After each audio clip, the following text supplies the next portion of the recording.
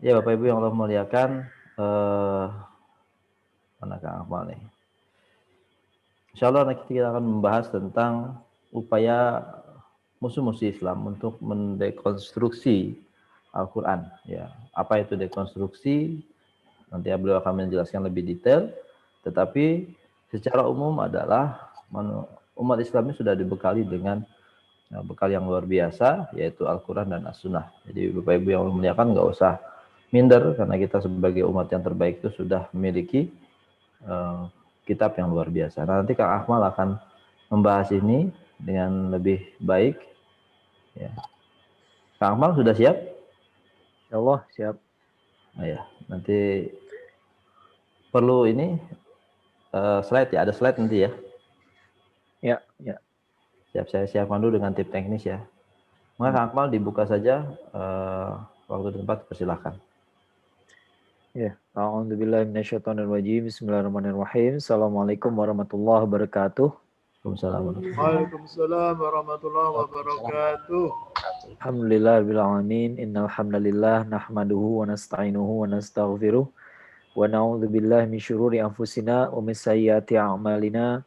May yahdihillahu fala mudhillalah wa may yudlil fala hadiyalah.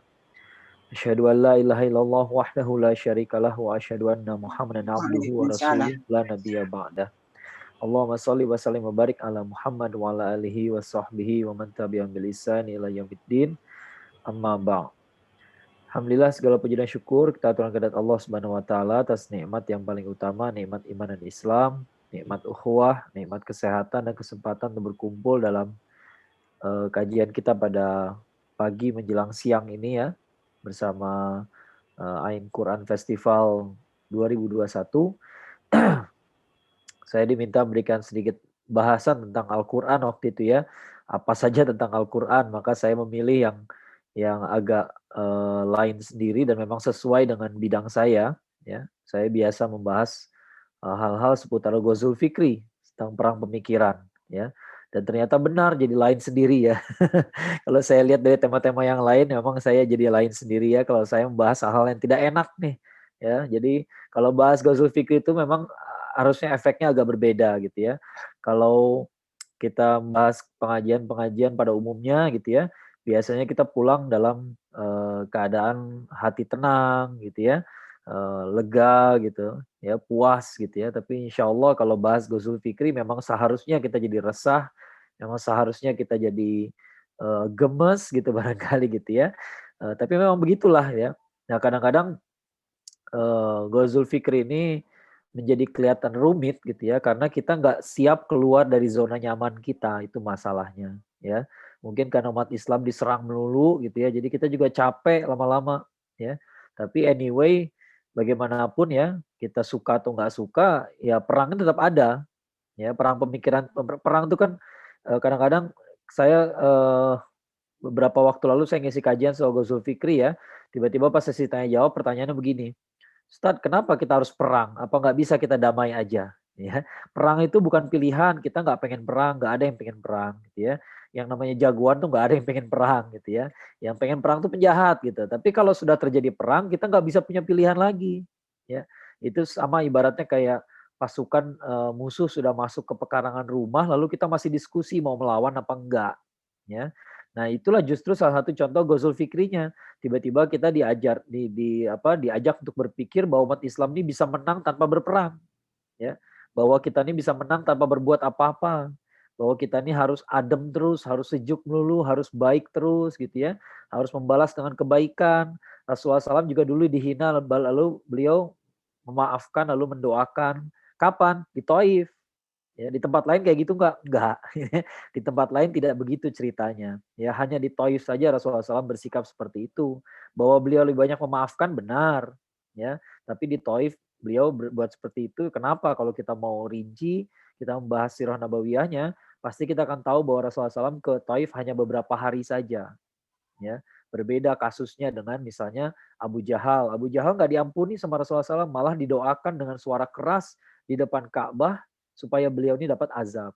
Dan beliau tuh ada 7 orang yang dilaknat oleh Rasulullah SAW di depan Ka'bah dengan suara keras dan semuanya mati di perang Badar. Itu semua ada di Sirah Nabawiyah. Ya, nggak bukan sesuatu yang baru sebenarnya, tapi karena kita sering membahas masalah Taif melulu gitu ya, jadi yang terlihat seolah-olah Rasulullah SAW memaafkan terus, enggak selalu gitu ya. Ada orang-orang yang tidak dimaafkan, ya tidak diampuni. Atau misalnya seperti kabilah-kabilah Yahudi yang di Madinah gimana nasibnya gitu ya. Ada yang diusir semuanya, ada yang seperti Bani Qainuqa diusir ya, seperti Bani Quraizoh dieksekusi gitu ya. Karena mereka punya kesalahan yang jauh lebih parah daripada orang Taif ya. Beda, orang Taif hanya didakwahi beberapa hari. Kalau mereka menolak dakwah itu masih masuk akal, masih bisa dipahami gitu ya, wajar dimaafkan ya. Kalau orang Yahudi enggak, orang Yahudi itu udah tahu bahwa nabi terakhir akan datang lebih duluan daripada orang-orang Arab ya. Nah, jadi kalau mereka sudah bertemu dengan nabi yang mereka cari-cari dan lalu mereka ingkari juga, dan Rasulullah SAW sudah di situ berapa tahun ya.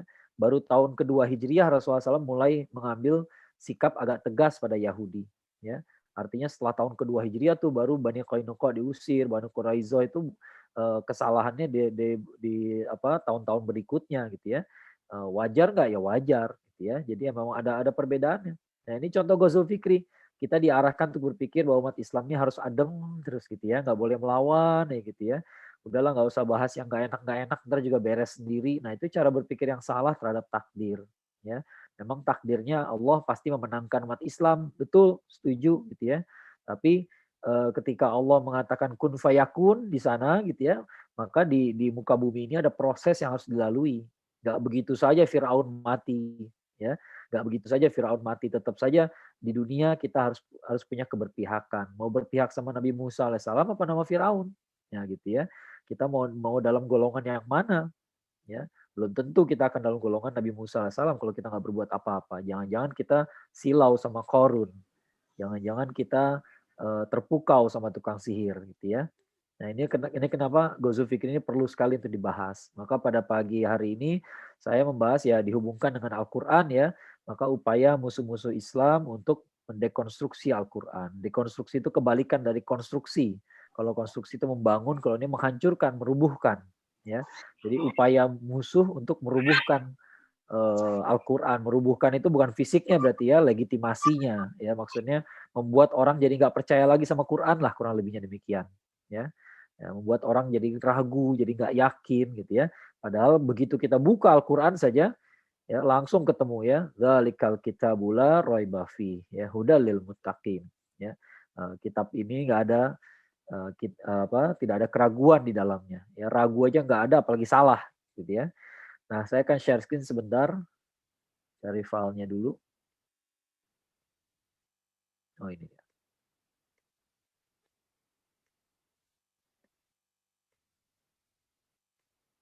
Ya, ini ada sedikit presentasi yang bisa saya tampilkan. Mohon dikabarin ya kalau ada yang nggak kelihatan ya. Soalnya kadang-kadang suka nggak kelihatan ya. Usaha musuh mendekonstruksi Al-Quran. Ya. Kenapa sih Al-Quran itu harus diserang? Alasannya karena Islam itu nggak bisa dipisahkan dari Al-Quran. Ya. Kenapa? Ya, karena Al-Quran itu membersamai setiap tahapan dakwah Rasulullah SAW. Ya, bahkan Rasulullah SAW, Nabi Muhammad SAW itu disebut jadi nabi setelah menerima wahyu. Jadi sebelum wahyu itu turun ya nggak disebut nabi dulu.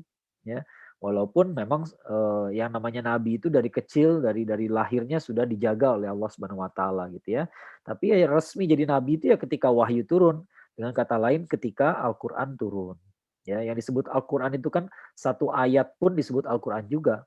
Ya, jadi kalau dibilang nggak boleh baca Quran di toilet, ya, apakah 30 juz nggak boleh dibaca? Enggak, satu ayat pun nggak boleh dibaca. Ya, satu ayat pun tertulis dalam selembar kertas gitu ya, maka dia jadi disebutnya tertulis Al-Quran di dalamnya. Ya, jadi ketika Al-Quran turun, maka saat itulah risalahnya Nabi Muhammad SAW dimulai.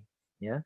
Nah, Al-Quran itu pula yang kemudian menjadi hujah yang nggak bisa dibantah oleh kaum musyrikin Mekah ya, yang berusaha merintangi dakwah ya.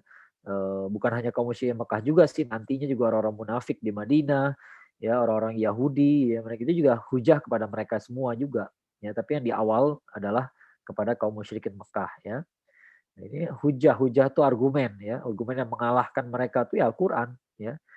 Nah, oleh karena itu untuk menaklukkan Islam, kaum orientalis barat Ya, jadi orang Barat ini punya di zaman yang agak modern, sejak abad pertengahan mereka mulai berpikir bahwa Islam ini nggak bisa dilawan dengan kekerasan. Ya, mereka mulai berpikir untuk melancarkan serangan pemikiran. Nah, gimana caranya gitu ya? Namanya kaum orientalis. Oriental itu artinya timur. Ya, artinya timur. Maka orientalis itu adalah orang-orang barat yang mempelajari khusus tentang ketimuran, ya. Tapi ketika bicara ketimuran, hampir selalu maknanya itu bukan mempelajari India, mempelajari Jepang, Cina, walaupun itu timur semua tuh, ya. Hampir semua yang disebut orientalis itu mempelajari Islam, ya, bukan yang lain-lain, ya, bukan pelajari Indonesia, India, ya, Myanmar gitu ya, Vietnam, enggak, ya hampir semua orientalis itu bahasnya Islam, ya. Jadi hampir identik lah gitu ya, hampir identik yang disebut pakar ketimuran di barat itu ya belajarnya Islam. Nah, orientalis ini tujuan mereka mempelajari Islam ya untuk menaklukkan Islam, ya. Jadi mereka punya kesimpulan bahwa kalau kalau mau ngalahin Islam ya nggak ada pilihan lain, ya harus menghadapi Al-Quran itu, ya. Maka mereka pun menggunakan berbagai strategi untuk mendelegitimasi Al-Quran supaya orang nggak percaya lagi sama Quran, supaya orang Islam nggak bangga-bangga banget sama Al-Qurannya, supaya nggak akrab-akrab amat sama Al-Qurannya gitu ya. Berbagai cara lah, ya. Nah, metode yang pertama adalah serangan terhadap Rasulullah SAW. Kenapa Rasulullah SAW diserang duluan? Ya karena Quran itu turunnya kepada beliau. Maka kalau dan hanya beliau ya kan yang dihadapi orang kaum musyrikin Mekah ya beliau gitu ya. Kaum musyrikin nggak melihat malaikat, kaum musyrikin nggak melihat Allah. Ya yang disebut Al-Quran itu bukan mushaf, ayat-ayatnya saja gitu ya.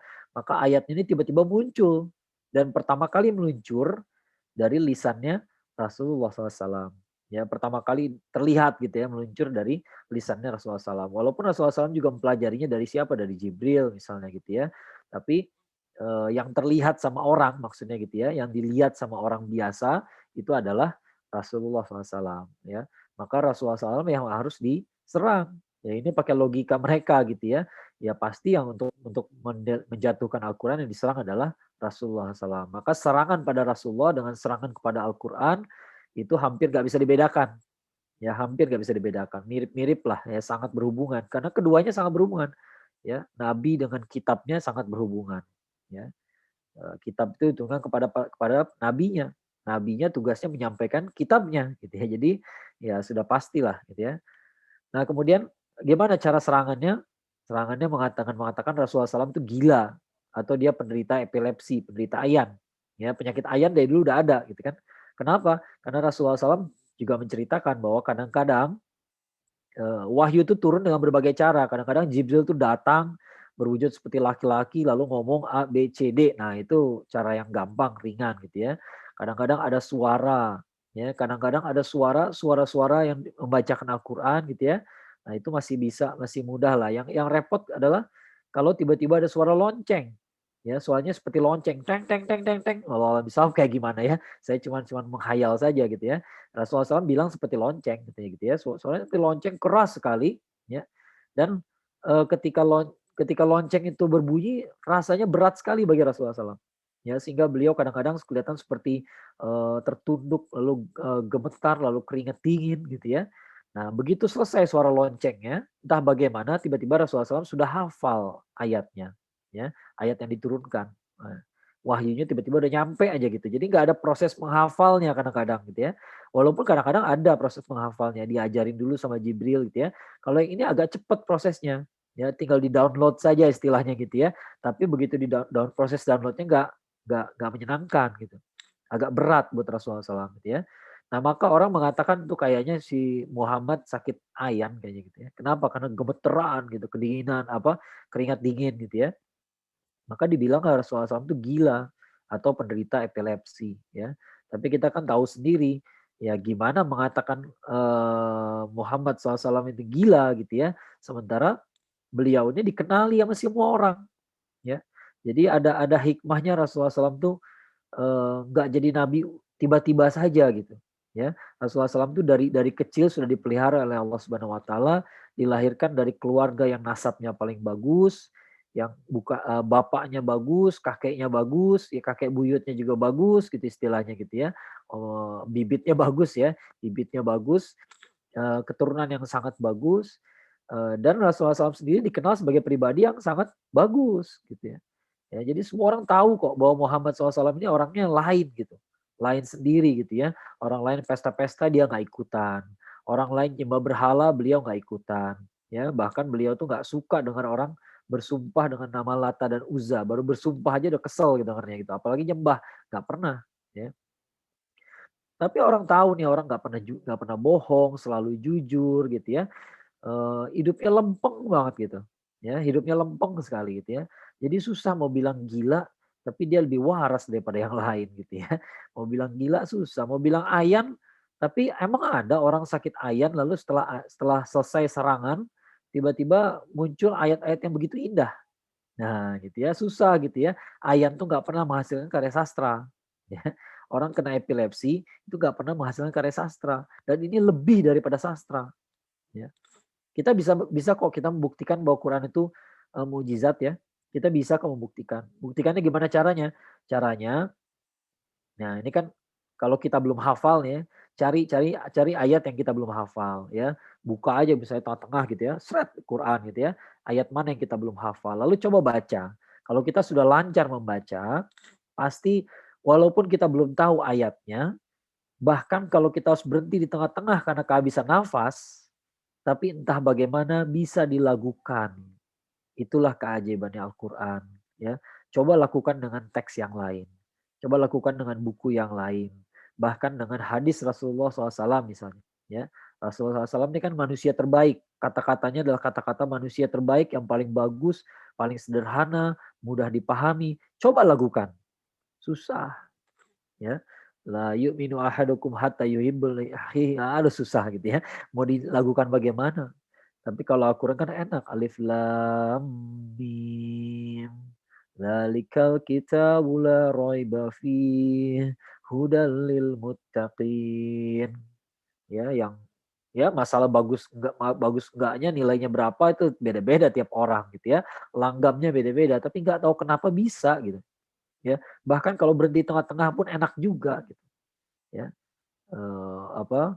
Rabbis samawati wal ardi wa ma bainahuma rahman la yamlikuna minhu khitaba yauma yaqumur ruhu wal malaikatu saffan la yatakallamuna illa ya ternyata enak gitu ya. Ya, ternyata enak berhenti di tengah aja enak juga gitu. Kehabisan napas pun bisa dibikin enak gitu. Ya, coba ini makanya ini lebih daripada karya sastra. Makanya para sastrawan para penyair di zaman Arab jahiliyah dulu yang paling menyadari bahwa ini bukan kata-kata manusia. Ya, nggak bisa dibeginiin bahasa manusia gitu ya. Saya nggak bisa mengarang syair yang kayak begitu. Ya, ini lain gitu. Nah, setelah menjelang Rasulullah SAW wafat, Rasulullah SAW masih ada waktu itu ya. Tapi udah datang nabi palsu namanya Musailamah Al-Kadzab ya.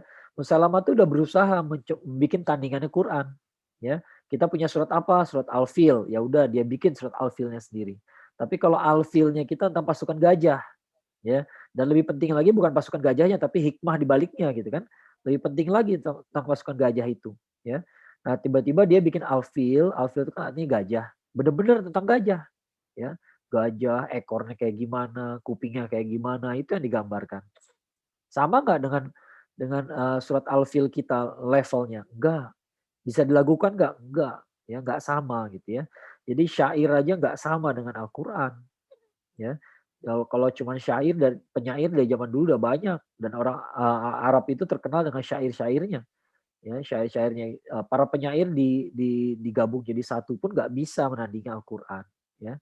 Maka kita tahu orang gila nggak menghasilkan yang seperti ini. Orang orang sakit ayan tidak menghasilkan uh, wahyu yang begitu indah. Ya, memang ini bukan karya. Bahkan Rasulullah SAW dalam keadaan sehari-harinya, beliau pun ketika bicara bahasanya nggak seperti Al-Quran. Ya, tidak seindah Al-Quran. Ya. Jadi sudah jelas itu bukan kata-kata Muhammad SAW. Walaupun beliau adalah manusia terbaik, ya, tapi tetap tidak selevel dengan Al-Quran. Gampang ini ngebantahnya. Ya. Ada lagi yang bilang Rasulullah SAW adalah penyihir. Dan yang dibacakannya yaitu Al-Quran adalah mantra-mantranya, ya gitu ya. Kalau mantra biasanya orang punya menyihir mantra itu buat apa sih? Buat kepentingan sendiri ya. Sementara kita lihat Rasulullah SAW seperti apa? Apakah beliau mementingkan diri sendiri ataukah beliau lebih kelihatan mementingkan umatnya? Ya, kita menyaksikan sendiri bagaimana Nabi kita ini apa ya? Tidak sama seperti pemimpin-pemimpin politik, tidak sama seperti raja-raja, sultan-sultan, kaisar gitu ya. Kalau rakyatnya susah mereka hidupnya enak gitu ya. Maka Rasulullah SAW tidak seperti itu. Ya, rakyatnya disuruh pergi berjihad, Rasulullah SAW juga berjihad. Malah di perang Uhud para sahabat itu bersaksi bahwa ketika kami tertekan oleh musuh, kami lari ke belakang Rasulullah SAW. Ya, dan Rasulullah SAW berada di baris paling depan. Ya, paling depan beliau terluka juga di perang Uhud itu. Ya, ketika diboikot di Mekah, beliau kelaparan juga sama seperti yang lain. Ya, yang lain lapar, beliau pun lapar. Gitu ya, nggak sama. Ya, nggak kelihatan orang. Orang kalau main sihir buat apa sih? Buat keuntungan diri sendirilah. Ya, datang ke dukun mau ngapain? Ya, pasti minta gimana caranya supaya bisa nyantet orang lain gitu misalnya gitu ya, atau melet orang lain, atau supaya dagangan saya laku yang lain enggak gitu kan. Kan gitu aja, nggak ada. Ke dukun mau ngapain? Saya minta kesembuhan buat teman saya, saudara saya, nggak ada kayak begitu. Ya di mana-mana orang ke dukun buat penyihir itu ya untuk kepentingan diri sendiri saja ya. Nah, sekarang Rasulullah SAW apakah seperti itu? Enggak. Ya orang udah tahu siapa beliau gitu ya. Orang Mekah tahu siapa Rasulullah SAW. Nah, Rasulullah SAW pernah belajar, nah ini argumen berikutnya gitu ya. Katanya Rasulullah SAW pernah belajar agama Nasrani dari pendeta Bahiro dan Warokoh bin Naufal. Warokoh bin Naufal ini pamannya Khadijah radhiyallahu anha. Ya, ketika menikah dulu dinikahkan oleh walinya dari pihak Khadijah, bukan wali sih, kepala keluarganya lah yang ngasih sambutan gitu ya, dari keluarga Khadijah itu lah Warokoh, walaupun dia orang Nasrani. Ya, jadi ceritanya Rasulullah SAW katanya kata mereka ya pernah belajar dari pendeta Bahiro dan Warakoh, kemudian buat Al-Quran sebagai tiruannya Injil. Ya, jadi Injil itu di copy paste gitu ya, ditiru ya, jadilah Al-Quran. Ya, isunya begitu gitu ya. Tapi kan sekali kita nggak perlu ilmu banyak-banyak lah, kita baca saja tuh Bible gitu yang ada sekarang gitu ya. Saya nggak suka nyebut Injil sih, ya, karena kalau Injil kan kitab sucinya yang asli turunkan kepada Nabi Isa alaihissalam. Kalau yang sekarang udah jelas nggak asli. Ya, Bible mau dibandingkan sama Quran, ya insya Allah nggak perlu jadi ahli, pasti kita tahu itu nggak sama, ya tidak sama. Buta kalau kita nggak bisa bedain, gitu ya, keterlaluan. Ya. Nah ada lagi yang bilang karena banyak kisah-kisah dalam Quran yang serupa dengan kisah-kisah dalam Injil dan Taurat, maka disimpulkanlah bahwa Rasulullah SAW telah mengambil dari kedua kitab tersebut. Ini sama kayak yang sebelumnya, gitu ya. Rasulullah SAW baca Injil dan Taurat, lalu kemudian dia ambil beberapa kisah, lalu dirangkailah jadi Quran, dirangkai-rangkai, dibeda-bedain sedikit jadi Quran. Masalahnya Rasulullah SAW dikenal tidak bisa membaca tulis, gitu ya. Jadi Rasulullah SAW tidak bisa baca tulis itu ada hikmahnya. Hikmahnya adalah orientalis susah menuduh, ya. Katanya Rasulullah SAW nyontek, gitu ya. Tapi baru-baru nyontek, baca aja nggak bisa. Nah susah, gitu ya. Nah lagi pula kesamaan kisah itu belum tentu karena Quran mencontoh. Ya, kesamaan kisahnya kenapa? Ya karena kisahnya sama. Ya kalau kesamaan kisah ketika menceritakan tentang Nabi Ibrahim alaihissalam, ya emang nabinya sama mau gimana? Ya, Injil dan Taurat itu kan juga dari nabi-nabi yang asli, nabi yang sebenarnya gitu. Kita kan nggak pernah mengatakan Nabi Musa alaihissalam sebagai penerima Taurat adalah orang Yahudi, enggak. Kita menyebut beliau sebagai Muslim. Ya, nah, jadi wajar kalau ceritanya ada cerita yang sama itu wajar sekali. Ya. Justru yang aneh kalau nggak ada kesamaan gitu ya. Masa ada Injil, Taurat, Zabur, suhufnya Nabi Ibrahim alaihissalam, ya ternyata isinya nggak ada mirip-miripnya sama sekali dengan Al-Quran. Justru kita heran gitu ya. Gimana logikanya? Sementara nabi-nabi ini agamanya sama. Gitu ya. Nah kita melihat inilah serangan-serangan kepada Rasulullah SAW. Itulah cara orang mendelegitimasi Al-Quran. Otomatis kalau kita percaya pada tuduhan-tuduhan yang ini, otomatis kita juga nggak yakin dong sama Quran gitu ya. Nah, karena yang bawa Quran itu Rasulullah SAW. Ya, jadi aneh kalau ada orang bilang beriman sama Al-Quran atau beriman sama Rasulullah SAW tapi tidak kepada Al-Quran, atau sebaliknya beriman pada Al-Quran tapi tidak kepada Rasulullah SAW. Ya. Metode kedua adalah serangan langsung kepada Al-Quran. Ya, setelah menyerang pribadi Rasulullah SAW, serangan berikutnya ditujukan kepada Al-Quran itu sendiri, antara lain melalui berbagai tuduhan berikut. Sebenarnya tuduhan-tuduhan tadi juga secara nggak langsung kepada Quran juga sih ya. Kalau dibilang misalnya Rasulullah SAW ini adalah orang gila gitu ya, berarti itu sama saja mengatakan Quran adalah karyanya orang gila gitu ya. Kemudian kalau dibilang Rasulullah SAW sakit kalau bilang Rasulullah SAW ini mencontek gitu ya, maka Quran adalah hasil contekan gitu ya. Jadi sebenarnya secara nggak langsung menyerang pada Quran juga. Tapi kalau yang ini yang saya garis selain yang belum tersebutkan tadi ya, ini adalah serangan yang khusus kepada Al-Qur'annya doang gitu ya. Apa disebut dibilangnya? Quran itu nggak masuk akal. Kenapa? Karena pembahasannya melompat-lompat ya. Lompat-lompat tiba-tiba misalnya kalau kita baca surat Al-Baqarah gitu ya. Al-Baqarah lagi bahas apa sih? Bahas orang bertakwa, orang kafir, orang munafik ya, sifat-sifat mereka ya, hujah Allah kepada mereka gitu ya. Perumpamaan nyamuk ya, tiba-tiba bahas penciptaan manusia ya, bagaimana Nabi Adam alaihissalam diciptakan pertama kali. Ya, bagaimana Allah berfirman pada malaikat ini ja'ilun fil ardi khalifah, itu ayat 30 gitu ya. Tiba-tiba nanti di ayat-ayat lewat beberapa ayat lagi ya 10-20 ayat udah masuk ke zaman Bani Israel. Ya, loncat-loncat gitu kan. Nanti muncullah cerita tentang Al-Baqarah itu, tentang penyembelihan sapi betina gitu ya. Loncat-loncat terus gitu ya. Maka dibilangnya tidak masuk akal gitu ya. Padahal kalau kita teliti maka kita akan menemukan apa hubungannya ya, hubungannya apa sih, kenapa sih Allah nih bercerita tentang orang-orang bertakwa, kafir dan munafik gitu ya. Kemudian cerita tentang iblis gitu ya, iblis ya, Nabi Adam alaihissalam dan iblis gitu ya, itu bedanya kan, membedakan antara Nabi Adam alaihissalam dengan iblis ya, itulah bedanya antara orang kafir dengan orang beriman gitu ya, orang bertakwa gitu ya. Nah kemudian diceritakan tentang orang siapa? Bani Israel. Nah, Bani Israelnya begitu gitu ya, ngaku beriman gitu ya. Itulah orang-orang munafik tuh kayak begitu tuh, ngaku beriman tapi selalu eh, membangkang juga gitu. Sebenarnya hatinya nggak beriman gitu ya. Nah, kita mengerti sekarang oh ada hubungannya ternyata gitu ya. Ada ya memang Quran ya bukan kitab yang mengatakan segalanya terus terang gitu ya. Bahwa ini ayat ini kan sebelum ayat itu karena apa itu nggak dijelaskan gitu ya. Kita bisa bayangkan seluruh masalah hidup manusia tuh ditulis dalam hanya 6 ribuan ayat. 6 ribuan ayat hanya 600-an halaman kalau mushaf yang standar gitu ya. Sekitar 600-an halaman. Kita bisa bayangkan kalau semuanya harus dijelaskan secara eksplisit, semuanya dijelaskan secara runut, kira-kira butuh berapa ribu halaman coba ya. Ya pasti nggak selesai gitu ya. Maka memang ditulis dengan gaya tulisan yang harus kita telah secara mendalam. Ya nggak bisa kita baca kulitnya doang. Kalau kulitnya doang kita nggak ngerti itu kenapa bisa begini. Apa hubungannya ini sama itu gitu ya. Tapi kalau kita pikirkan secara mendalam, para ulama juga, para mufasir juga menjelaskan kok gitu ya. Kenapa sih bahasan ini sesudah itu, ya apa hubungannya dengan bagian sebelumnya gitu dan seterusnya. Al-Quran dianggap tidak jelas karena nggak disusun secara kronologis. Ya, jadi ayat yang pertama turun surat apa? Surat Al-Alaq 1-5. Ditaruhnya di mana? Di juz 30, jauh banget gitu ya, paling akhir gitu ya. Udah gitu cuma 1-5-nya doang. Ya, 6 sampai berapa? 19 ya. 19 itu ditaruh di mana? Maksudnya turunnya kapan gitu ya. Nah, itu lain lagi urusannya. Kenapa bisa begitu? Ya, sama seperti Al-Muzammil gitu ya. Al-Muzammil 1 sampai hampir terakhir barengan, tapi yang terakhirnya itu disisain belakangan turunnya gitu ya. Terpisah-pisah, apalagi yang surat yang besar-besar. Ya, surat-surat yang besar-besar ya Al-Baqarah gitu ya, dari mana yang turun duluan sampai mana yang terakhir. Nah, itu pindah-pindah gitu ya.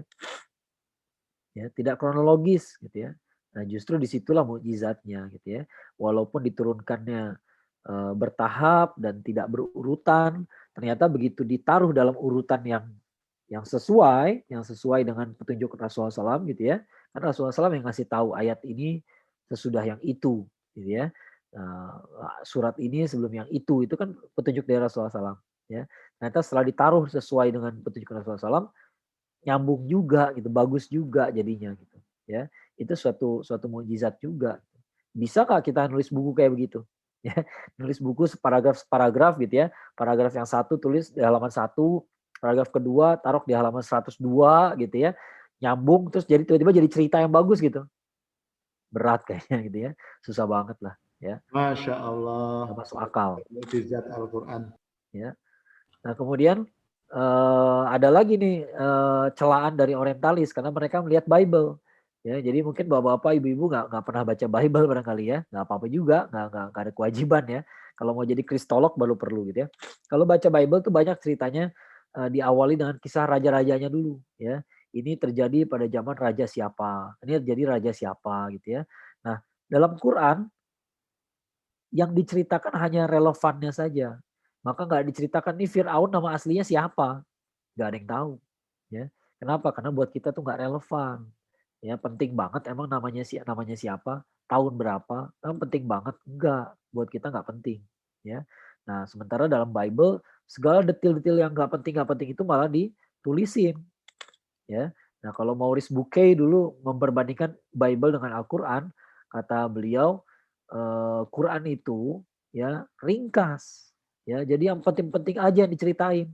Sementara Bible semua hal yang kayaknya nggak penting diceritain juga, ya. Efeknya apa? Pertama Bible jadi nggak ringkas, ya jadi nggak langsung keisi gitu, ya itu satu ya. Kedua malah jadi ketahuan salahnya, ya, karena terlalu detail. Ya malah jadi ketahuan salahnya, kok raja ini sesudah raja itu, gitu dilihat dicek di surat yang lain, di kitab yang lain ternyata beda hasilnya gitu ya, nggak konsisten ya. Nah kalau orientalis bilang harusnya ada kronologinya tuh ya, Nabi Ibrahim alaihissalam begini kepada raja siapa, lalu dia pergi ke Mesir ketemu di zaman raja siapa gitu ya. Nah buat kita nggak penting yang kayak begitu ya. Nah, kemudian apalagi serangan pada Al-Quran, ada ayat-ayat yang hilang dari Mushaf Utsmani. Nah, ini kelihatannya kayak susah ngebantahnya, padahal gampang. Ya, padahal bapak-bapak, ibu-ibu kalau semuanya udah akrab dengan Al-Quran, insya Allah bisa. Gitu ya. Jadi ceritanya begini, suatu ketika ada orientalis menemukan sebuah manuskrip gitu ya. Lalu mereka klaim, wah ini kayaknya tulisannya Ibnu Mas'ud radhiyallahu anhu. Ya, Ibnu Mas'ud kan tahu kan, Ibnu Mas'ud itu kan pas sahabat Rasulullah SAW yang sangat hafal Quran ya, bukan hanya hafal ya, bahkan bacaannya paling mirip dengan bacaan Jibril ketika membacakan Al-Quran kepada Rasulullah SAW. Jadi punya kelebihan lah dalam soal Al-Quran ya. Beliau bukan hanya hafal tapi tahu ayat yang ini turunnya tentang apa dan di mana turunnya, kapan turunnya. Jadi beliau tahu semua soal itu ya. Nah, tiba-tiba ada sebuah tulisan, sebuah kertas gitu ya. Bukan kertas sih, kalau zaman sahabat dulu kan belum punya kertas ya. Manuskrip lah gitu ya, bisa di kulit, bisa di batu gitu ya. Ada sebuah tulisan catatan gitu ya. Yang dikatakan ini mirip ini karena ini punyanya Ibnu Mas'ud ya radhiyallahu anhu ya. Nah, yang aneh adalah di bagian atasnya ada tulisan panjang ya. Ini bagian atasnya adalah ayat. Ya, kita bisa mengidentifikasi. Oh iya, ini ayat dalam Al-Quran, surat ini ayat itu gitu ya. Kita udah tahu gitu ya. Di bawahnya ada catatan lagi. Catatan pakai tulisan bahasa Arab juga gitu ya. Nah, ternyata ini nggak ada dalam Al-Quran. Kata orientalis, nah inilah berarti ada ayat yang hilang dari Mushaf Utsmani. Ya, berarti proyek Mushaf Utsmani ini gagal. Ternyata ada ayat yang hilang. Ini Ibnu Mas'ud loh, bukan orang sembarangan ya. Dia mencatat, ternyata catatan itu nggak ada dalam Al-Quran. Ya. Kenapa saya bilang kita pasti bisa tahu bahwa orientalis ini salah? Ya, karena kita pasti tahu yang mana Quran asli, mana yang bukan. Seperti yang saya bilang tadi, Quran asli itu bisa dilagukan. Ya, jadi begitu kita lihat teksnya, kita akan tahu bahwa ini catatan kaki, catatannya Ibnu Mas'ud ya. Sama kayak kita lah dapat ayat dari ustadz gitu misalnya gitu ya. Misalnya nyatet di kelas gitu ya. Ya, nyatet tulisan, kemudian di bawah catatan kita. Ya, ayat ini maksudnya soal apa gitu ya. Nah, orang orientalis nggak tahu itu. Ya, orientalis nggak punya rasa yang sama dengan Al-Quran. Ya, mungkin mereka bisa baca bahasa Arab juga gitu ya. Tapi ketika mereka baca bahasa Arab, kita baca Quran, mereka tidak melakukan. Nah, kalau kita baca teks yang di bawah dengan dilakukan, kita pasti tahu itu mah catatan kaki, ya catatan orangnya doang gitu ya. Jadi ayat yang di atas emang ayat. Gitu ya. Kita bisa mengenali kok. Kita bisa mengenali mana ayat Quran, mana yang bukan. Ya, Insya Allah kalau semuanya sudah akrab dengan Al-Quran, akrab saja ya, nggak mesti hafal gitu ya. Belum hafal nih, kalau udah hafal ya mau diapain lagi gitu ya, nggak bisa nipunya lagi, susah gitu ya. Tapi kalau yang akrab, yang belum hafal tapi akrab gitu ya, Insya Allah kita tahu mana kata-kata Al-Quran, mana yang bukan. Ya, ya seperti saya bilang tadi, buktinya adalah buka aja kitab hadis lah. Kitab hadis Rasulullah SAW kan katanya bagus-bagus kata-kata beliau ya. Kata-kata beliau itu bagus ya. Tapi coba dilakukan seperti Quran. Susah, nggak sama. Ya, Quran itu paling enak, paling mudah sekali dilakukan. Ya, nggak dengan langgam yang berbeda-beda gitu ya, dengan kefasihan yang berbeda-beda, tetap aja enak gitu. Ya, itu nggak ada di teks lain. Ya, nggak ada teks lain, nggak ada di syair-syair jahiliyah, nggak ada di kata-kata Rasulullah SAW, nggak ada di hadis, ya nggak sama gitu ya, nggak bisa. Jadi mengatakan bahwa ada ayat yang hilang itu agak susah. Ya. Kenapa? Karena ya pertama tadi kita tahu yang mana ayat yang asli, mana yang bukan. Ya. Yang kedua, penghafal Quran itu banyak, ya bukan satu dua gitu ya. Jadi mengatakan bahwa oh ada yang hilang dari Mushaf Utsmani, ya ini terbukti dari catatannya Ibnu Mas'ud radhiyallahu anhu. Tapi ketika Mushaf Utsmani dibuat, Ibnu Mas'ud masih ada. Kenapa dia diam-diam aja? Oh berarti barangkali Ibnu Mas'ud takut. Ya Ibnu Mas'ud takut. Ya lagi-lagi nih orang nggak tahu sirah nabawiyah. Ibnu Mas'ud itu ya suatu ketika pernah datang ke depan Ka'bah, dia bacakan Al-Quran. Ya, efeknya apa? Digebukin. Ya, Ibnu Mas'ud itu padahal kita tahu beliau bukan orang seperti Umar yang gagah perkasa, Hamzah ya, atau Ali bin Abi Thalib gitu ya. Enggak, beliau tuh justru badannya cenderung kurus gitu, kecil badannya gitu ya. Enggak gagah perkasa. Tapi begitu suatu ketika girohnya bangkit ya, dia bacakan Quran dengan suara keras di depan Ka'bah. Digebukin lah dia sama orang musyrikin. Ya, setelah diobatin luka parah, kata dia apa? Kalau boleh saya besok saya kerjain lagi. Gitu ya. Jadi sahabat Rasulullah SAW yang nggak perkasa sekalipun kayak begitu mentalnya. Ya, kayak begitu. Nah, di perang Badar Ibnu Mas'ud itu menemukan Abu Jahal dalam keadaan sekarat, dia yang potong kepalanya. Ya, kepala Abu Jahal itu yang potong kepalanya adalah Ibnu Mas'ud radhiyallahu anhu. Jadi Ibnu Mas'ud radhiyallahu anhu mungkin Anda bisa katakan bahwa dia nggak sekuat sahabat, nggak segagah sahabat-sahabat yang lain, barangkali bisa dikatakan begitu. Ya, tapi Anda nggak bisa bilang dia pengecut. Ya, enak aja gitu ya. Kayak kita nggak baca Sirah Nabawiyah ya. Makanya penting baca Sirah Nabawiyah itu penting sekali ya. Kita pasti tahu bahwa tuduhan-tuduhan orientalis ini salah gitu. Ya. Sama seperti orang Syiah mengatakan Ali bin Abi Thalib apa namanya? Berpura-pura berbaiat kepada Abu Bakar. Kenapa? Untuk melindungi diri. Ya elah, Ali bin Abi Thalib itu waktu masih muda aja udah pasang badan di tempat tidur Rasulullah SAW. Ya, manalah dia takut ya sama yang lain. Enggak. Kalau harus bertarung antara Abu Bakar sama Ali bin Abi Thalib, kemungkinan besar yang menang Ali bin Abi Thalib. Ya, jadi nggak mungkin Ali bin Abi Thalib takiyah gitu, nggak mungkin, nggak masuk akal gitu ya.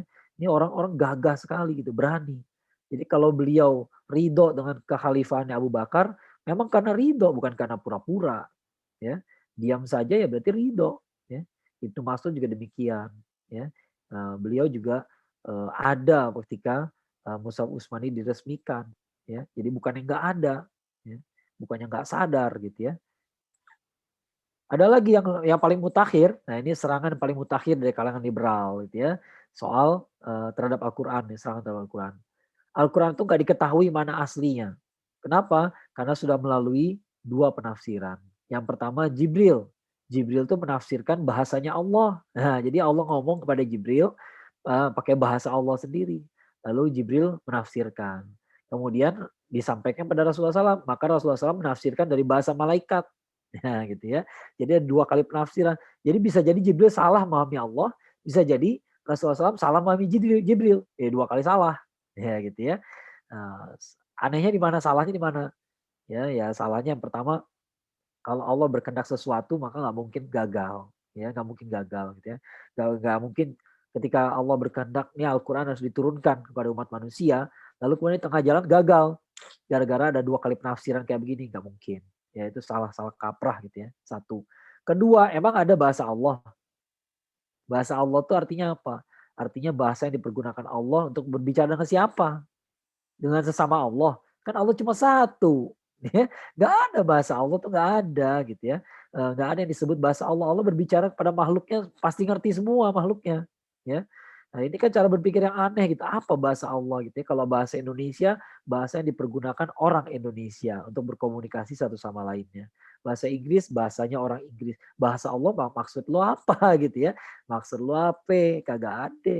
Gak ada. Allah menyampaikan sesuatu pada malaikat pasti dia ngerti. Ya, kenapa? Itu makhluknya Allah. Masa Allah salah salah menyampaikan? Ya, apakah ada bahasa Allah? Nggak ada. Ya, nggak ada. Inilah cara berpikir yang terlalu kreatif gitu barangkali gitu ya. Metode yang ketiga yang terakhir adalah kontekstualisasi gitu ya. Ini beda sama yang tadi. Kalau yang tadi nyerang Rasulullah SAW secara frontal, menyerang Al-Quran secara frontal. Pokoknya Quran itu salah, pokoknya Rasulullah SAW salah gitu ya.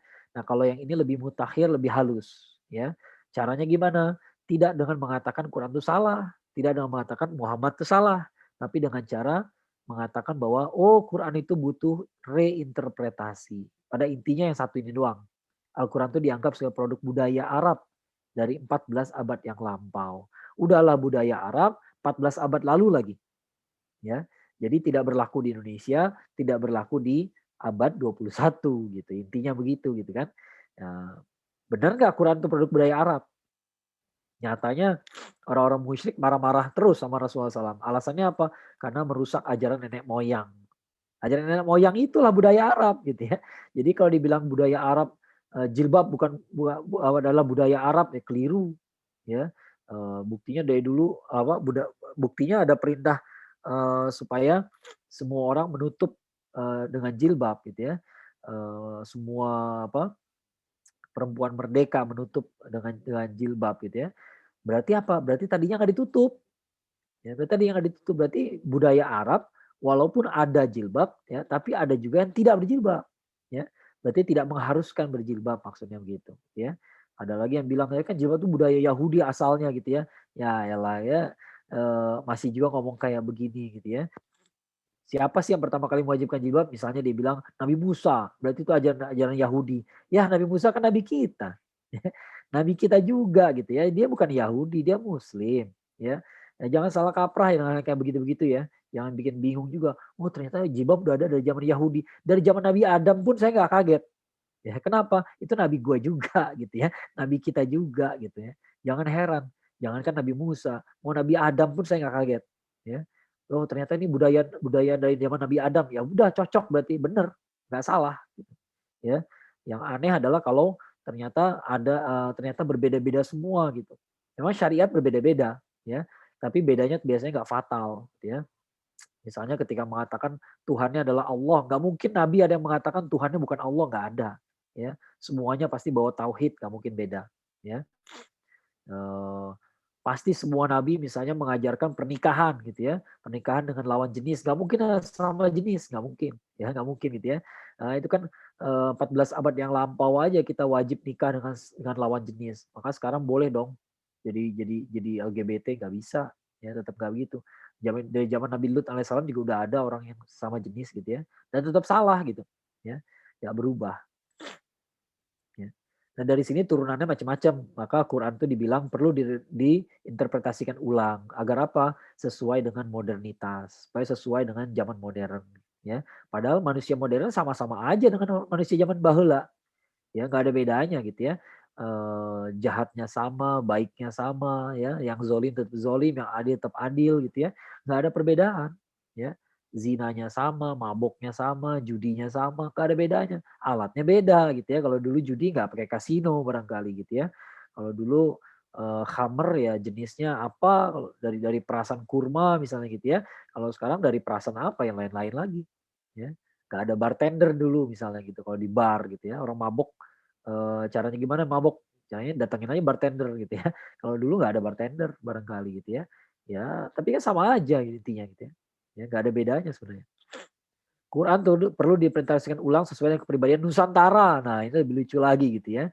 Ya, seolah-olah Nusantara ini kepribadiannya gimana sih? Superior. Ya, padahal semua sejarawan mengatakan Indonesia tuh nggak ada sebelum Islam. Ya, Majapahit, Sriwijaya itu bukan Islam. Dan ketika itu belum ada Indonesia. Ya, kepribadian kita tuh masih jauh berbeda dengan sekarang. Jadi yang membentuk kepribadian bangsa Indonesia adalah Islam. Yang bikin bangsa Indonesia bersatu itu adalah Islam. Dulu zaman Majapahit bukannya pernah bersatu, enggak. Ya, sejarawan tidak mengatakan demikian. Ya, ada Sumpah Palapa. Gajah Mada bersumpah akan menyatukan wilayah ya, wilayah dia nggak bilang Nusantara loh, dia bilang menyatukan semua wilayah. Maksud dia semua wilayah itu apa? Ya, jangankan apakah Majapahit sampai ke Sumatera atau Kalimantan? Ya, jangankan Sumatera Kalimantan, Jawa Barat aja nggak ada bekasnya. Ya, Majapahit itu nggak ada bekasnya di Jawa Barat gitu ya. Jadi kemungkinan besar maka para sejarawan mengatakan kayaknya sih maksudnya Gajah Mada itu emang cuman Pulau Jawa aja gitu. Ya, itu pun baru sumpah belum tentu terlaksana kan. Nah, gitu ya. Tiba-tiba kita disibukkan sama Majapahit, Sriwijaya, padahal Islam tuh ada setelah Indonesia itu baru ada setelah Islam. Ya, setelah ada Islam baru ada persatuan. Baru ada rasa persatuan. Kenapa? Karena ukhuwah. Buktinya apa? Buktinya ketika Malaka diserang Portugis, siapa yang membalas ya bukan balas dendam ya, dendam kan nggak baik ya. Siapa yang membalas serangan itu? Ya, serangan Portugis terhadap Malaka. Malaka itu kan kerajaan Melayu. Ya, Melayu itu di Sumatera, di Borneo, di Kalimantan gitu ya. Selat Malaka gitu ya. Lalu siapa yang membalaskan serangan Portugis pada saat itu? Demak. Ya, kerajaan Demak dari Jawa yang nggak ada hubungannya. Kenapa nggak ada hubungannya mau membela? Ya, karena Islam. Ya, sebelum ada Islam nggak ada saling bela seperti itu, nggak ada. Nggak ada kerajaan saling bela seperti itu, nggak ada. Ya. Tiba-tiba sekarang Islam dianggap asing. Tiba-tiba sekarang Islam dianggap sebagai intruder. Nah, ini yang masalah. Ya. Kemudian Quran perlu mengakomodasi hak asasi manusia versi Barat. Ya. Saya berhubungan dengan modernitas tadi juga sih. Ya. LGBT dan sebagainya. Ya. Quran perlu diinterpretasi ulang agar sejalan dengan nilai pluralisme. Lakum dinukum waliyadin artinya apa? Artinya semua agama benar. Ya, padahal udah jelas awalnya apa? Ya ayyuhal kafirun. Hai orang-orang kafir. Kafir itu berarti salah. Dia menutupi kebenaran. Kafaro itu kan menutupi kebenaran. Ya, ada lagi yang ngeles tuh. Iya, yang disebut orang kafir itu siapa? Penyembah berhala. Ya, bukan orang Nasrani, bukan orang Yahudi. Jadi Anda nggak boleh bilang orang Kristen Yahudi sebagai kafir. Gimana ngejawabnya Bapak Ibu? Ya. Kalau saya mengatakan begini, yang disebut orang kafir itu di surat Al-Kafir, kalau kita baca sababun nuzulnya, ya, itu ketika Rasulullah SAW berdebat dengan orang-orang musyrik, bukan berdebat sih, orang musyrik ini nawarin kepada Rasulullah SAW, Muhammad, saya nyembah Tuhan kamu nyembah Tuhan saya. Kalau saya cocok sama agama kamu pindah ke agama saya. Kalau saya cocok sama agama kamu, saya juga pindah. Mau nggak? Ya. Nah, ternyata nggak deal. Ya, turunlah surat Al-Kafirun. Qul ya ayyuhal kafirun la a'budu ma ta'budun dan seterusnya. Ya, sampai lakum dinukum waliyadin. Ya. Nah, orang musyrikin Mekah itu siapa sih?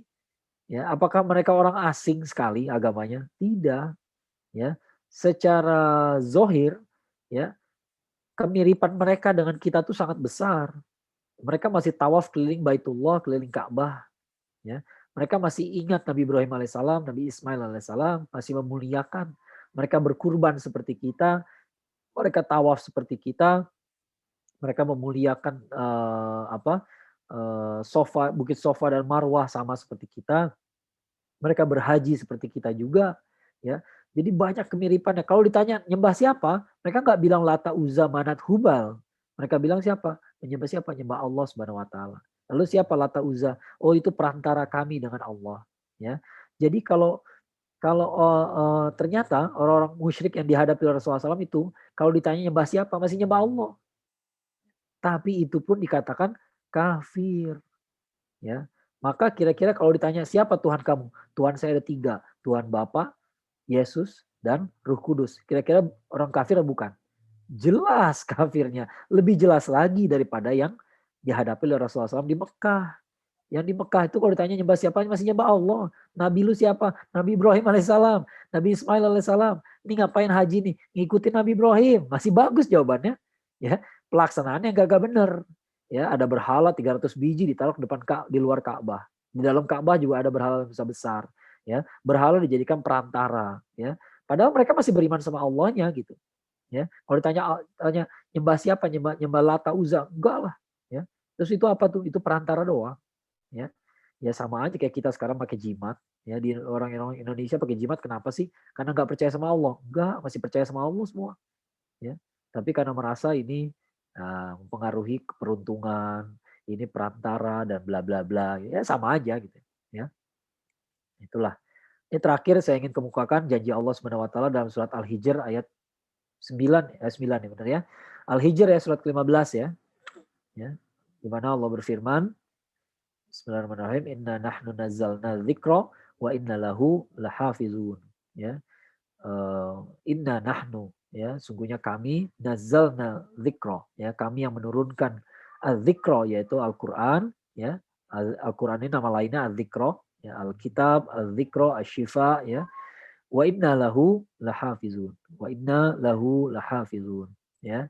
Dan sungguh kami juga yang akan terhadapnya kami akan memelihara ya, gitu. Kurang maksudnya kami juga akan memeliharanya gitu ya. Kami yang menurunkan, kami juga akan memeliharanya. Ya, itu janji Allah Subhanahu wa taala. Ya. Jadi harus dipahami dari dua sisi kalau menurut saya ya. Perlu saya garis bawahi ya sebagai penutup. Pertama, bahwa Quran itu pasti akan terpelihara. Sudah pasti nggak akan goyah. Nggak akan. Yang lain bisa goyah, yang itu nggak. Ya, Qurannya tidak akan. Nggak akan bisa direkayasa oleh orang lain, walaupun mereka terus mencoba. Ya, udah pasti. Tapi di sisi lain kita nggak boleh santai, ya nggak boleh santai kan Allah yang udah jamin, ya. Lalu buat apa kita usaha lagi? Tapi memang dalam di sisi Allah tuh kalau kun fayakun ya di sisi Allah tuh kun fayakun gitu. Artinya begitu Allah berfirman jadi maka terjadilah gitu ya. Tapi dalam proses di dunia itu ada prosesnya, ya ada prosesnya. Jadi ketika Allah mengatakan udah pokoknya Nabi Musa alaihissalam pasti menang lawan Firaun gitu ya, beres gitu. Ya kan Firaun tuh udah bermimpi akan digulingkan oleh anak Bani Israel itu dari kapan? Dari sebelum Nabi Musa alaihissalam lahir, ya. Nah, jadi takdirnya sudah ditetapkan, ya. Cuman di perjalanannya ada prosesnya. Nabi Musa alaihissalam harus dianyutkan dulu ke sungai, diambil dulu oleh istrinya Firaun, dibesarkan dulu di istana Firaun. Ya, karena membunuh seorang Bani Israel dia harus lari dulu ke luar negeri, kembali lagi ke Mesir, nanti menghadapi Korun, Haman dan tukang sihir dan segala macam gitu ya, lari membawa Bani Israel ke mana? Ke pinggir laut ya, belah lautan dan bla bla bla seterusnya gitu ya, sampai selesai. Ada prosesnya, nggak tiba-tiba aja gitu ya. Jadi di sisi Allah kalau Allah sudah mengatakan A, maka pasti terjadi A. Tapi untuk sampai kepada A ada prosesnya di dunia ini. Ya, nggak terjadi tiba-tiba. Begitu kita meyakini takdir. Takdir itu kalau Allah udah bilang A, pasti terjadi A. Tapi gimana prosesnya? Itu misterius. Gimana caranya ya? Nah, kita belum tahu ya. Kita belum tahu dan ada prosesnya. Nggak tiba-tiba menang aja gitu. Enggak, ya. Nah, oleh karena itu dalam proses Allah menjaga Al-Qur'an tersebut, ada orang-orang yang akan mendapat kehormatan untuk berkontribusi dalam upaya pemeliharaan tersebut ya. Pemeliharaan. Makanya disebutnya hafiz Quran, hafizoh ya. Berarti orang-orang yang memelihara Al-Qur'an ya. Maka kalau mau dapat kehormatan jadi orang yang berkontribusi ya dalam memelihara Al-Qur'an gitu ya. Ya, walaupun pada hakikatnya Allah lah yang memelihara Al-Qur'an ya, tapi prosesnya melalui kita ya. Nah, kalau mau dapat kehormatan itu maka mari kita berusaha lah menghafal Al-Qur'an ya. Kita akan dengan menghafal itu saja maka kita sudah menggagalkan upaya mendekonstruksi Al-Qur'an ya. Kitab-kitab yang lain itu nggak ada yang hafal, itu masalahnya ya. Bible, Injil ya. Injil itu turun kepada siapa? Nabi Isa alaihissalam. Siapa beliau? Orang Bani Israel yang tinggal di Palestina. Palestina itu bahasanya bahasa Syam, orang Bani Israel bahasanya bahasa Aramaik. Tapi Bible yang paling tua bahasa Yunani. Susah kan? Ya. Dari mana ada tahu itu Bible-nya asli? Sementara bahasanya bahasa yang berbeda dengan bahasa Nabi yang menerima kitab tersebut ya.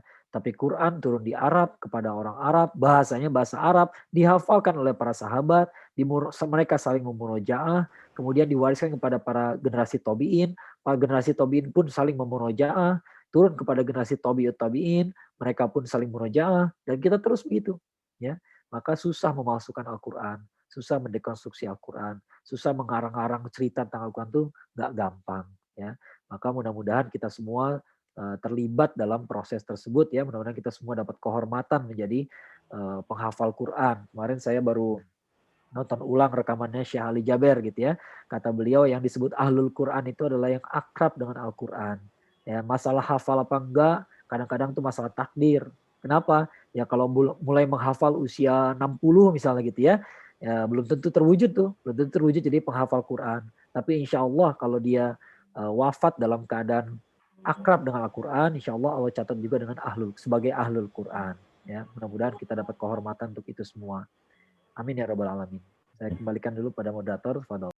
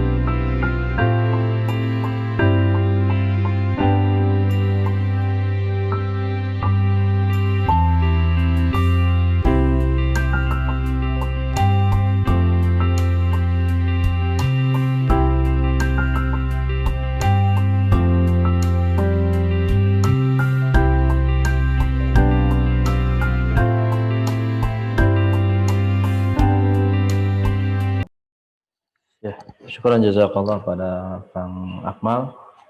Bapak Ibu yang Allah muliakan, bahasan ini memang cukup mendalam ya, karena memang terkait dengan Al-Quran yang kita baca sehari-hari, sehingga kita mampu menjaganya sebagai seorang hafiz ya, sebagai orang-orang yang dimuliakan Allah untuk menjaga Al-Quran. Ya, tadi sudah disampaikan bahwa memang tidak hanya satu atau dua golongan yang kemudian berupaya mendekonstruksi Al-Quran. Ya, tadi saya catat ada 3 hal besar. Yang pertama adalah dengan serangan terhadap Rasulullah SAW yang sampai hari ini pun terus terjadi.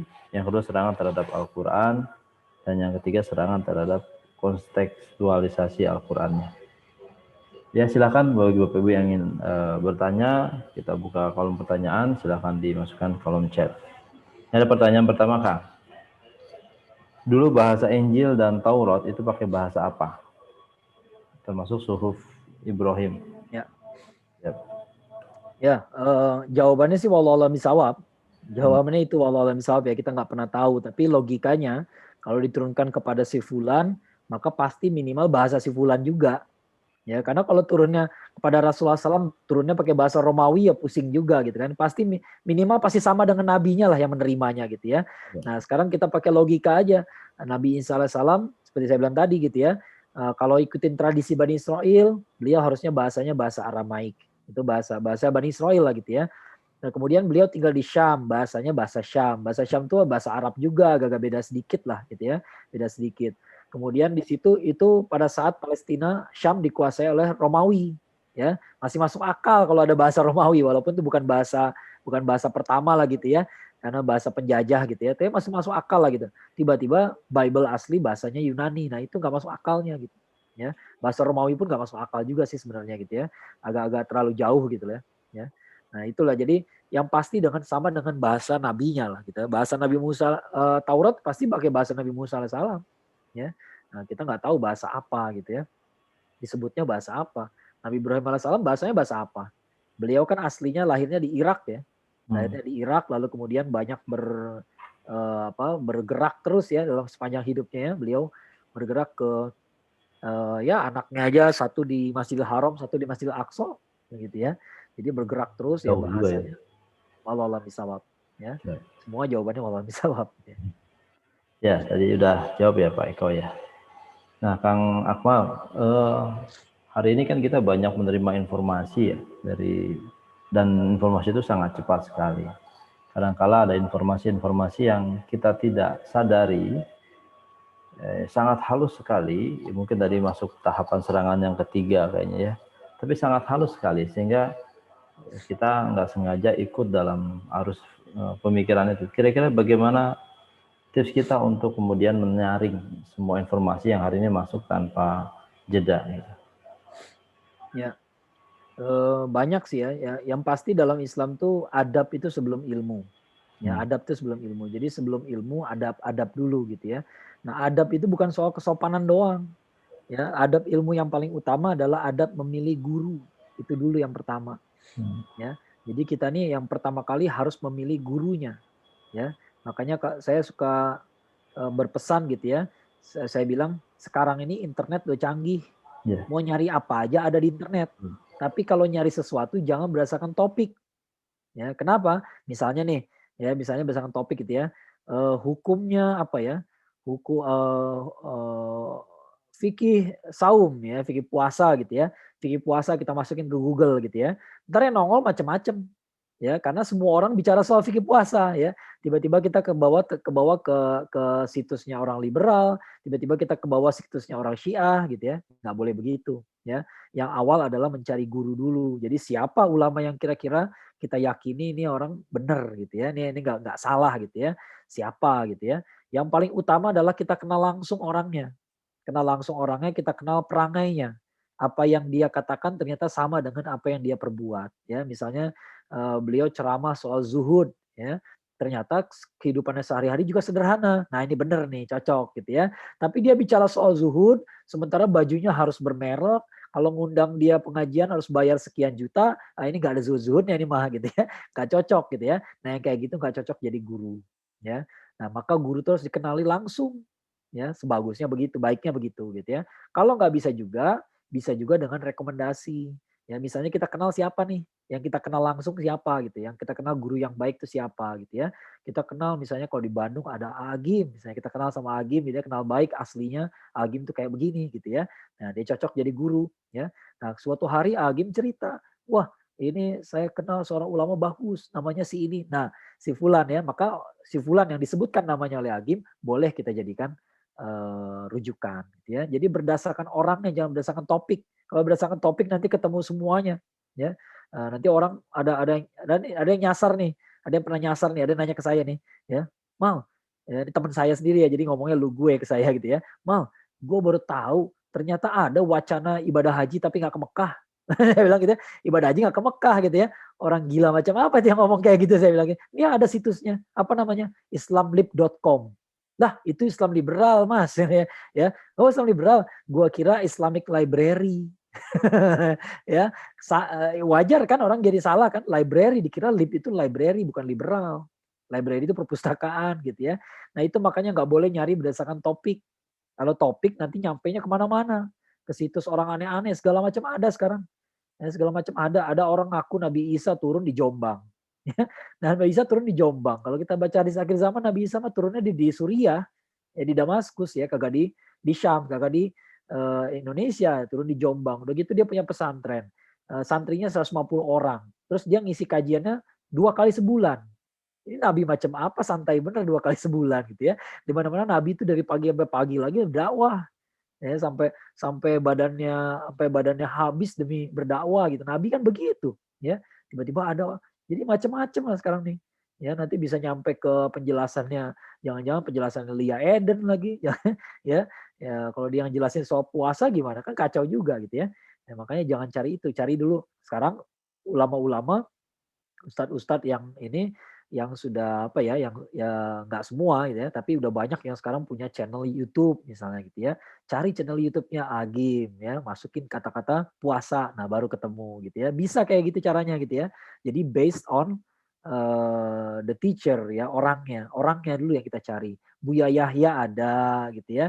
Mau cari siapa? Syekh Ali Jaber ada, rahimahullah gitu ya. Karena orangnya sudah wafat tapi rekamannya masih banyak. Ya, dia berdasarkan orangnya, jangan berdasarkan topiknya. Kalau topiknya nanti bisa nyasar kemana-mana, ya bisa nyasar ke orang-orang aneh gitu ya. Karena sekarang semua orang bisa bikin media sosial, itu masalahnya. Ya, jadi kita ini sekarang kesulitannya bukan kesulitan mencari informasi, tapi menyaring informasi. Itu yang sulitnya kan. Terakhir nih Kang, nanti kan di surga bahasa Arab. Kalau kita nggak bisa bahasa Arab gimana kira-kira? Ya nggak bisa bahasa Arab kan di dunia, nanti di akhirat diberesin masalah kayak begitu. Ya, nggak bakal ada masalah di surga tuh, nggak bakal ada masalah ya. Allah sudah berjanji misalnya di surga tuh nggak ada kata-kata yang jelek, nggak ada kata-kata yang bohong ya. Udah diberesin masalah kayak gitu, itu nggak usah terlalu kita khawatirkan lah gitu ya. Nah, nanti orang Indonesia nggak bisa berbahasa Arab di sana gitu ya, bisa gitu ya. Tapi bukan berarti di sini kita nggak berusaha belajar bahasa Arab, tetap harus berusaha. Tetap harus bisa. Karena semua ulama sepakat bahasa Arab adalah bagian dari agama. Bagian dari agama. Kenapa? Kan agama kita diturunkan pakai bahasa Arab. Kita nggak bisa menerjemahkan saja saum artinya apa? Puasa. Saum mau puasa sama. Saya nggak setuju. Ya, kenapa? Karena puasa itu binatang juga bisa. Kan orang suka bilang ya, binatang juga berpuasa. Ya, ulat berpuasa jadi kepompong, nongol-nongol jadi kupu-kupu. Nah, itulah puasa ya. Maka kita pun berpuasa kayak gitu. Saya nggak setuju. Bedanya apa kita sama ulat? Bedanya ulat melakukan itu karena terpaksa. Terpaksa, dipaksa oleh insting. Ya, dia nggak bisa berpikir lain. Umur tertentu, ulat itu pasti bikin kepompong. Pasti keluar jadi kupu-kupu. Nggak ada pilihan. Tapi manusia saum karena pilihan. Sebenarnya di dapur ada makanan, tapi kita nggak mau makan sampai azan maghrib. Sebenarnya di kamar kita ada cemilan, tapi kita nggak mau ngemil selama belum azan maghrib. Itu semua pilihan kita. Sedemikian rupa sampai Allah SWT sampai berfirman ya, melalui hadis qudsi ya, melalui Rasulullah SAW ya. Kata Rasulullah SAW, Allah tuh berfirman, semua amal anak Adam untuk mereka, kecuali saum itu untukku. Kenapa? Karena orang saum itu udah pasti karena Allah, nggak mungkin karena yang lain.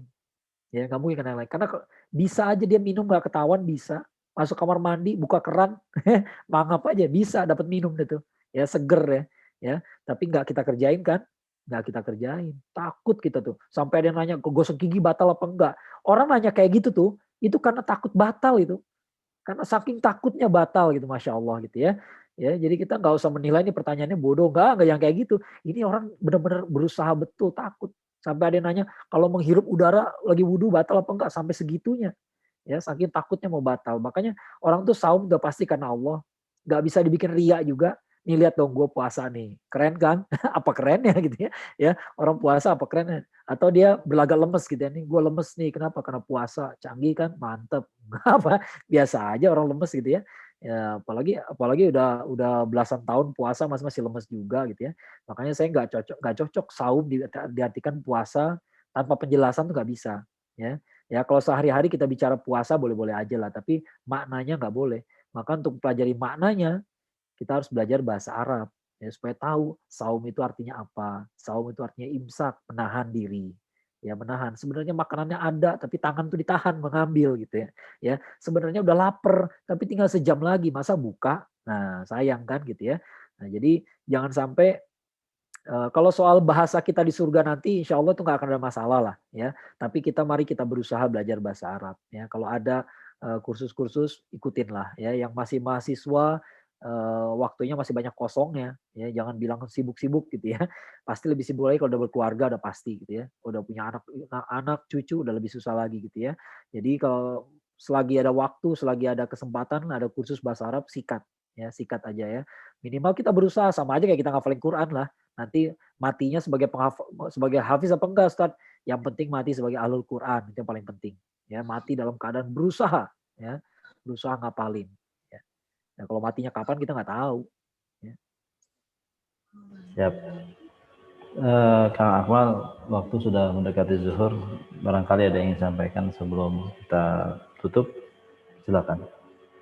Ya, seperti yang saya sebutkan tadi bahwa Quran ini insya Allah ya sudah sudah pasti akan dipelihara oleh Allah Subhanahu Wa Taala. Jadi kita nggak meragukan lagi, kita nggak mengkhawatirkan Quran sama sekali. Ya kita membahas ini bukan dalam rangka kita mengkhawatirkan Quran, takutnya Quran akan dipalsukan, takutnya Quran akan kalah. Enggak, Quran nggak akan kalah. Ya, nggak akan kalah. Karena Allah sudah jamin. Kalau Allah dan Rasulnya sudah jamin, maka udah beres masalah. Ya, sama seperti dulu Allah bilang Rasulullah SAW mengatakan Konstantinopel akan dikuasai, pasti dikuasai. Ya, sama seperti surat An-Nasr, idza jaa nasrullah wal fath, turun sebelum Fatu Mekah. Ya, Fatu Mekah belum terjadi, ayatnya udah turun duluan. Ya, tapi kita sudah yakin pasti terjadi.